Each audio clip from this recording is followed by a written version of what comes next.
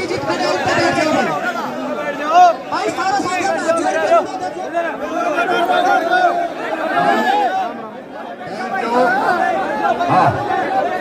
बैठ जाओ। राजस्थान से चल करके हमारी बेटी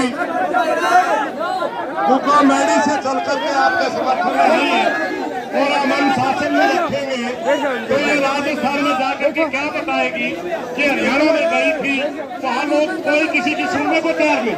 बैठो आप, बैठो भाई सारे साथियों का अनुरोध है, जो सत्यजीत खड़ा है ऊपर बैठ जाओ। हाथ जोड़ के अनुरोध है भाई सारे साथियों का हाथ जोड़ के अनुरोध है भाई बैठ जाओ भाई पैरियों पर भाई। जो जरूरी बात था मैं सुन लो, जरूरी बात था मैं सुन लो, एक बार किधर आओ ना, साइलेंट हो जाओ तुम। बात सुन लो भाई, आज पूरे हरियाणा की निगाह इस जगह पर टिकरी है कि उड़द के फैसला लिया जाएगा और हमने क्या करना है।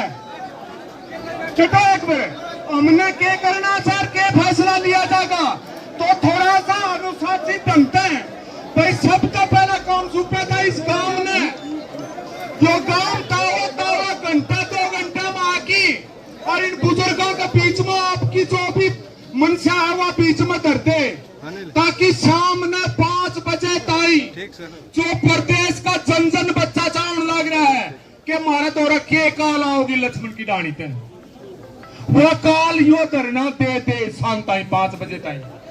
उसकी चाहे प्रेस कॉन्फ्रेंस का माध्यम से, चाहे हमारा नेट बंद कर दिया हो, हम इतने आदमी से कोई जरूरी को नहीं हरियाणा के घर करता ही अपनी बात पहुंचा जाए फोन कर भी।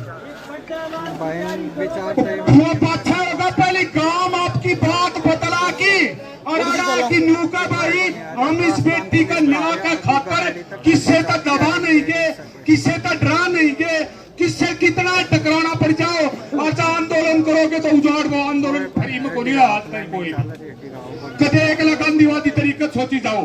हाँ अनुशासन को छोड़ दिया, व्यवस्था बंद कौन करनी, लेकिन जनता हमारी बात मनवाई जागी इस पेटी में न्याय दुआओं का खातर।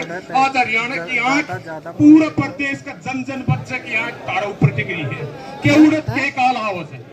तो भाई एक बार गांव वाले इकट्ठे हो जाओ उड़द जाके, सब तो पहला काफी हो रहा है। हेलो हेलो भाई सारे भाइयों का हाथ जोड़ने प्रार्थना, हमें बैठे नहीं सकते तो फैसला के लोग ये भाई यार बेइज्जती कर रहे तारी खातर आ रहे तो हमें बैठ को जाओ और कैसे कर सकते हमें अपनी अपनी जगह सारे भाई बैठ जाओ। सारा देश तारी खातर बोलेंगे ख्याल करा तो हमें बैठते हैं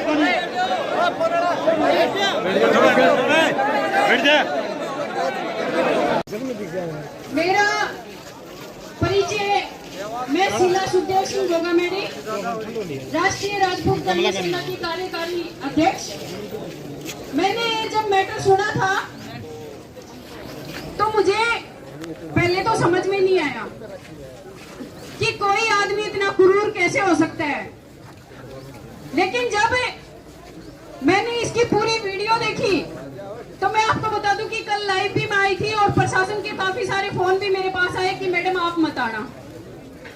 तो मैंने कहा कि देखो क्या पता कोई और प्रोग्राम होता या फिर कोई और काम होता तो मैं न आती, लेकिन एक बहन को बहन की जरूरत पड़ी है तो मैं 100% आऊंगी वहां पे।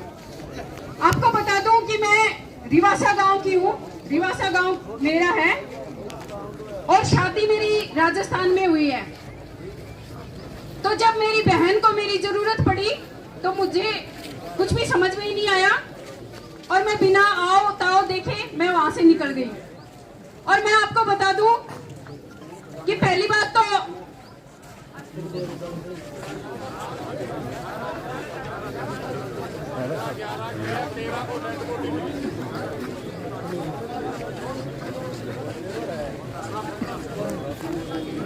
अब ये 7 दिन से 8 दिन की जो घटना है इस पे कुछ लोग शासन के, क्योंकि प्रशासन का नाम नहीं लूंगी, शासन के लोग इसको दबाने का काम कर रहे हैं। क्योंकि प्रशासन अगर इसमें होता तो 3 दिन का टाइम नहीं लगाता उसको ढूंढने में। इसमें काफी लोग शासन के भी मिलेंगे और मैं उन लोगों को चेतावनी भरे शब्दों में कह देना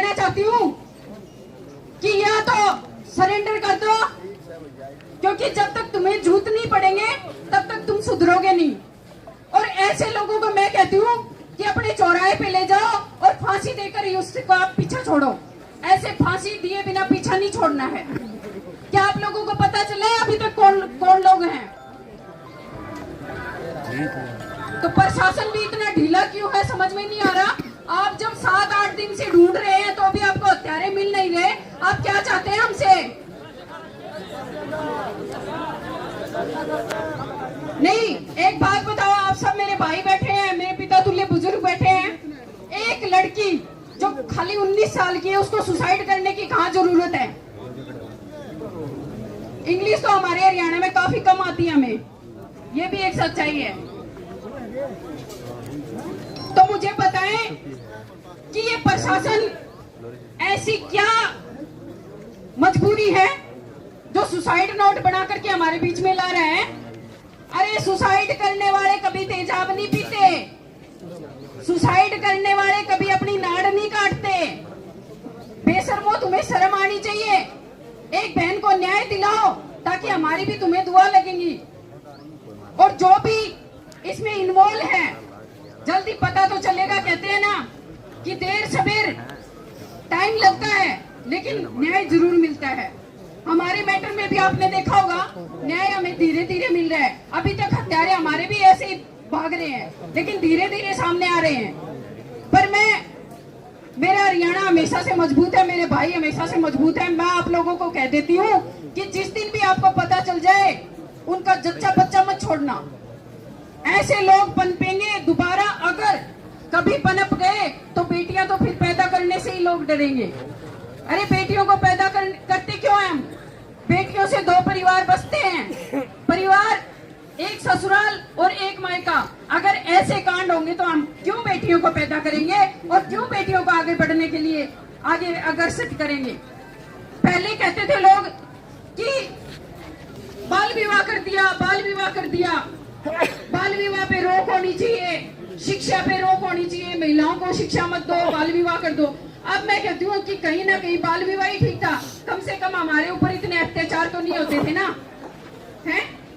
आज हमारे ऊपर जो अत्याचार हो रहे हैं सारे बेशरम, उनके घरों में मुझे नहीं पता क्या औरत होती है या नहीं होती, लेकिन इतने घिनौने हत्याकांड और घिनौने कार्य करते हैं ऐसे लोग। निर्दयी और जानवर की दृष्टि से देखती हूँ मैं ऐसे लोगों को, इंसान की दृष्टि से देखती नहीं हूँ। और मेरा फुल सपोर्ट आप लोगों को है।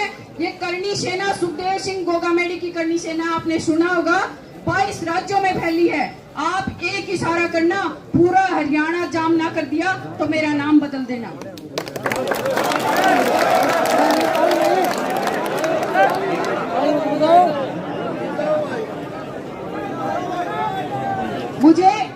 मैं आप भाइयों से हाथ जोड़ के विनती करती हूँ, मुझे तालियों के लिए मैं यहाँ नहीं आई, ताली बजाने के लिए मेरे पास बहुत है और मैं भाषण देती हूँ तब तालियां